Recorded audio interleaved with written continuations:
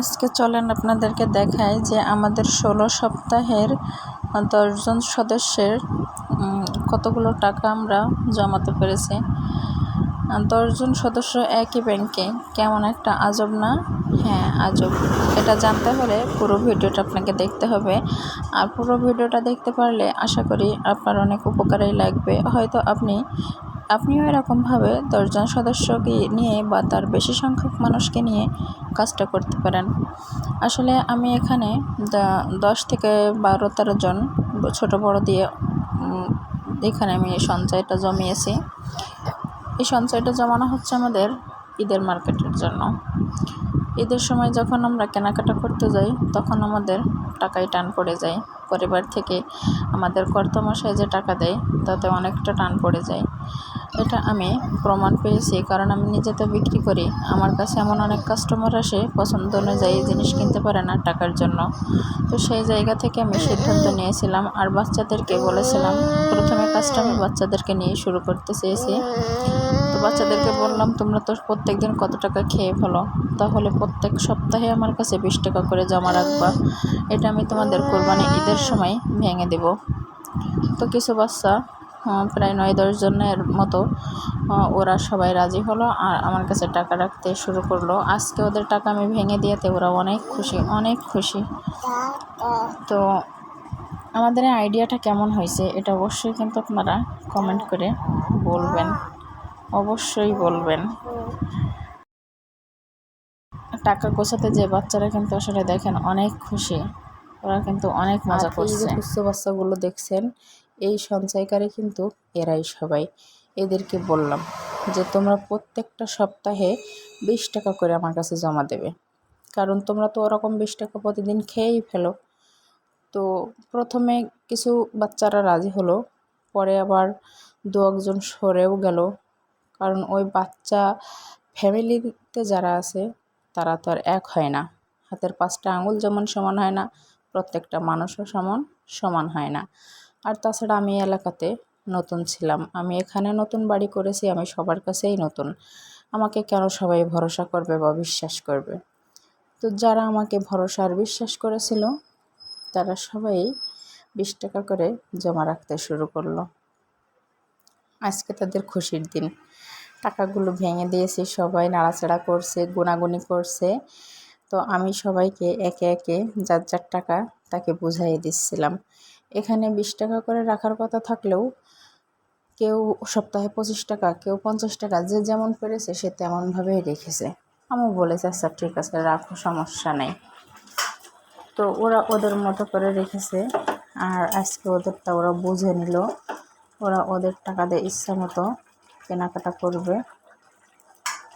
আসলে এই আমার এখান থেকে টাকাটা নিয়ে কিন্তু আমার এখান থেকেই কেনাকাটাটাও করে গেছিল, কিন্তু দুঃখের বিষয় আমি সেটা ক্যামেরাবন্দি করতে ভুলেই গেছিলাম টাকা পয়সাগুলো গোছ করতে যেয়ে। তো আপনারা যদি চান যে আপনাদের এলাকাতে বাচ্চাদেরকে নিয়ে বা বড় মানুষ নিয়ে আপনারা এটা করবেন, তাহলে অবশ্যই করতে পারেন। এটাতে অনেক মজাও আছে। আর এখানে আমরা বড় মানুষ কিন্তু করছি। এটা ছিল বাচ্চাদেরটা আমরা ভেঙে দিলাম। আর সামনে যেহেতু কোরবানির ঈদ, আর আমরা বড়রা যারা করেছি আমরা কেবল 16 সপ্তাহ রেখেছি। আমরা সপ্তাহে 100 টাকা করে জমা রাখি। তো এই জমাটা আমরা সামনের বছরের রোজার ঈদ পর্যন্ত বয়ে নিয়ে যেতে চাই, যাতে আমাদের জমাতে অনেকগুলো টাকা ওঠে আর যে টাকা দিয়ে আমরা আমাদের মন মতো কেনাকাটা করতে পারি। কেনাকাটা করার সময় যাতে এটা মনে না হয় যে এটা পছন্দ হচ্ছে কিনতে পারছি না। যতটা জমাবো ততটা দিয়েই আশা করি হয়ে যাবে। আমরা মধ্যবিত্ত সংসারের ছেলে মেয়ে, আমাদের শখ অনেক বেশি আকাশ ছোঁয়া থাকে না। আমাদের যতটুকু শখ স্বপ্ন থাকে আমরা আমাদের সাধ্যের মধ্যে পূরণ করার চেষ্টা করি।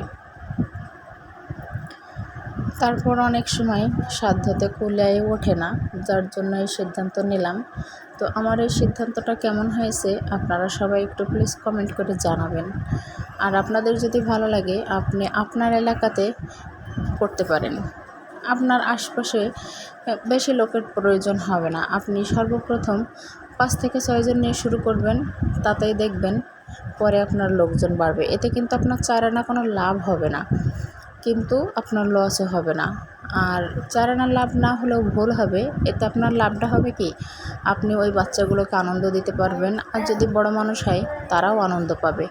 কারণ আমার এই টাকাটা ভেঙে নেওয়ার পরে বাচ্চারা যখন 20 টাকা করে জমা রাখছিল, এখন সেই বাচ্চারাই বলছে আমরা সবাই এখন থেকে 50 টাকা করে জমা রাখবো, আমরা কেউ এখন আগের মতো অত মিষ্টি খাবো না। তাহলে ওদের মধ্যে একটা পরিবর্তন চলে আসলো। এটাই হচ্ছে আমার প্রাপ্তি, এটাই হচ্ছে আমার পাওয়া। তো সবাই আপনারা আমাদের জন্য দোয়া করবেন, যেন আমি এভাবে নিঃস্বার্থভাবে কারোর উপকারে আসতে পারি, করতে পারি। আসলে সব সময় না স্বার্থ নিয়ে কাজ করতে গেলে হয় না। আর আমার ভিতরে স্বার্থটা যেন আমি কেমন ঢোকাতেই পারি না, কেন জানি না। আমার সব সময় মনে হয় যে কোনো বিষয়ে, যে কোনো কিছুতে আমি নিজে লস করি, কিন্তু আমার দ্বারা যেন অন্য কারো লস না হয়, অন্য কারো ক্ষতি না হয়। আমি কিন্তু সবসময় এটাই চাই। এখন কে কী মনে করে সেটা তো জানি না। তো আমাদের আজকের টাকা প্রায় সবারটাই গোনাগাথা শেষ। কী হয়েছে? আসো আসো আসো, আমার কাছে আসো। আসলে আমি যে সংসারের কাজ সামলে, আমি আমার বাচ্চাদেরকে সামলে এত কিছু করি, আমি নিজের কাছে নিজেকে অনেক বড় মনে করি। আর কে কী ভাবলো সেটা আমার কিছু যায় আসে না। কারণ আমি পরিশ্রম করতে ভালোবাসি, আমি কখনো বসে থাকতে ভালোবাসি না। এই যে আমি এখন ভয়েসটা দিচ্ছি, এখন কিন্তু আমার বাবু আমার কোলেই আছে, সেটা আপনারা অবশ্যই বুঝতে পারছেন। আর এই যে ফেসবুকে ভিডিওটা আপলোড করছি, এর পিছনেও কিন্তু আমার একটা স্বার্থ আছে। আসলে মানুষ সবসময় বিনা স্বার্থে সব কিছু করবে, এটাও কিন্তু মেনে নেওয়া যায় না। তো আপনারা যদি বলেন যে এই টাকার ব্যাপারটা আমি কেন করেছি, তো ওখানে আমার নিজস্ব কোনো স্বার্থ ছিলই না। স্বার্থ ছিল শুধুমাত্র ওটাই, যে বাচ্চাদেরকে একটা বিনোদন দেওয়া আর সবার উপকার করা। আর এই যে ভিডিওটা করছি, এই যে ভিডিওটা পোস্ট করছি, এখানে আমার স্বার্থ আছে যে আমি যখন ফেসবুকে কিছু দিব, তখন ফেসবুক কিন্তু আমাকে কিছু অবশ্যই দিবে। এটাই হচ্ছে আমার স্বার্থ। তো আমি যখন ফেসবুকে সুন্দর সুন্দর কিছু ভালো কাজ, ভালো কিছু শেয়ার করতে পারবো, তখন ফেসবুকও কিন্তু একটা সময় আমার দিকে তাকাবে। অলরেডি আমার আর্নিং প্রায় শুরু হয়ে গেছে। তো সবাই একটু দোয়া করবেন যেন আমি আসলেই সফলতার শেষ পর্যন্ত যেতে পারি। সফলতার শেষ নেই, কিন্তু তারপরও আমি যেন সেই সাফল্যের মুখটা দেখতে পারি। আর আমার পরিবারের জন্য সবাই দোয়া করবেন। ভালো থাকবেন, সুস্থ থাকবেন। আজকের মতো এ পর্যন্তই। আল্লাহ হাফেজ। আর আমাদের এই আইডিয়াটা কেমন হলো এটা অবশ্যই কমেন্ট করে জানাবেন।